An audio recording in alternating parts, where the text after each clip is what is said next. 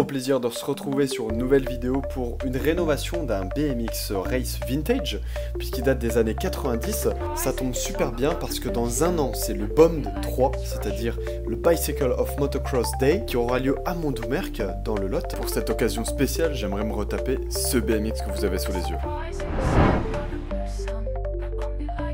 Première des choses à faire, c'est d'identifier la marque et le modèle de ce BMX qu'on a sous les yeux. On y voit des autocollants Sun Superclass. En regardant 2 minutes sur internet, on voit que ce n'est pas du tout le même vélo. Au niveau des bases arrière par exemple, la soudure n'est pas pareille. Au niveau également de la forme du cadre.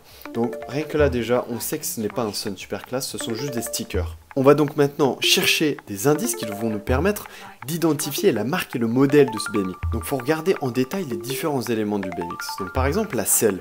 On voit que cette selle avec le petit marquage BMX, elle apparaît sur un prospectus de Peugeot, ainsi que le collet de selle.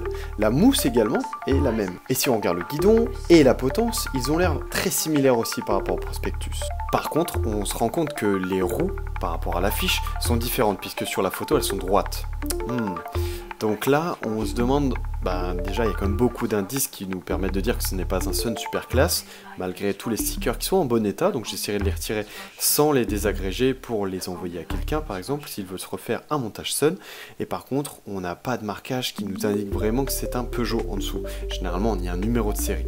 Donc là, avec les éléments qu'on a, et par exemple cette couronne aussi, qui est vraiment typique et qui réapparaît sur les affiches, on pourrait se demander si c'est pas un Peugeot CPX 352. Qu'on le veuille ou non, ce BMX il est quand même bien conservé. Alors ça a l'air méga contradictoire avec ce que je dis parce que les manivelles elles sont quand même salement amochées. La rouille elle a plus que piqueté le chrome, donc ça va être un petit peu compliqué à rattraper. Donc, je ferai au mieux bien évidemment.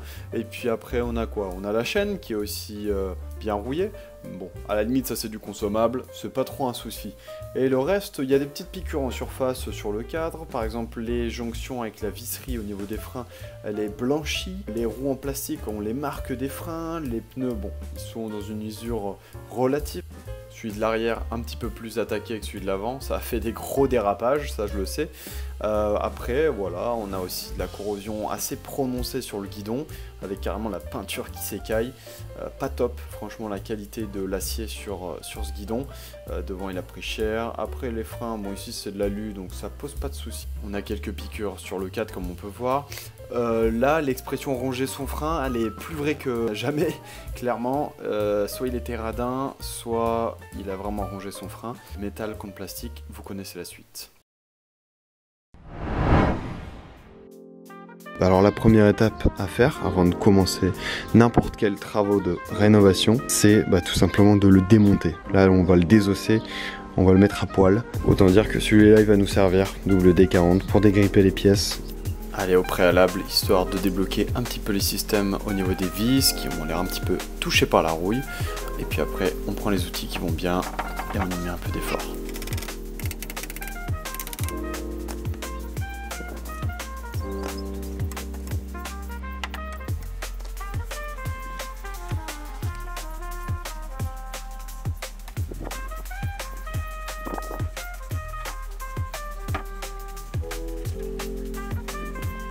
Allez, maintenant que j'ai fait le guidon, je vais m'attaquer au système de frein. Donc ça veut dire le frein arrière qu'il va falloir retirer de sa base. Pour ça, on déboulonne. Ça va me permettre de retirer la partie gauche et droite du frein.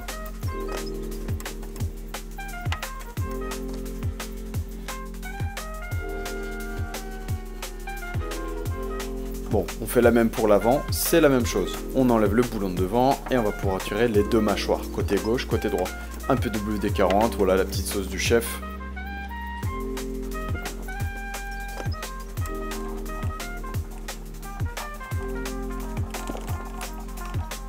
Allez, ça c'est fait. Maintenant, je retire la roue avant. Tant qu'à faire, c'est vite fait.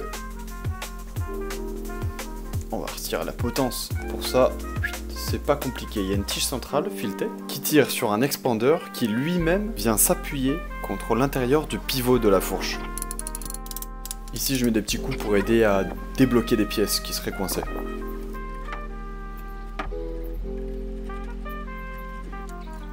Pour le jeu de direction, c'est simple, donc il y a une bague à dévisser qui maintient en précontrainte une cage à billes qui est elle-même logée au fond d'une cuvette.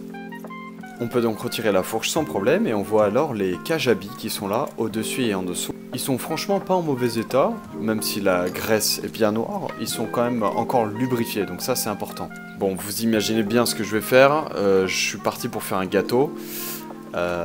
Donc on retire la roue arrière, tranquillement, on enlève la chaîne et ça nous permet de déloger la roue. La roue libre est correcte, mais elle est bien rouillée. Pour la chaîne, rien de plus simple, un dérive chaîne et elle est partie assez facilement. Je n'ai pas les rushs du démontage du pédalier, pour je ne sais quelle raison, mais ça a été plutôt facile puisque le système était quand même relativement bien graissé et il avait dû être bien entretenu par le précédent propriétaire. On a démonté le Peugeot CPX 352, maintenant on le sait. Je vous donne donc rendez-vous pour le second épisode qui aura pour but de venir retirer le maximum de rouille possible, de préparer la surface avant la peinture. Je vous propose de vous abonner pour recevoir la notification du prochain épisode. Ça me donne de la force donc de savoir qu'il y a des gens qui regardent les vidéos et qui les apprécient. Donc pour moi, voilà, c'est une manière aussi de récompenser mes efforts. Allez, je vous dis à très bientôt, bon ride à tous, ciao!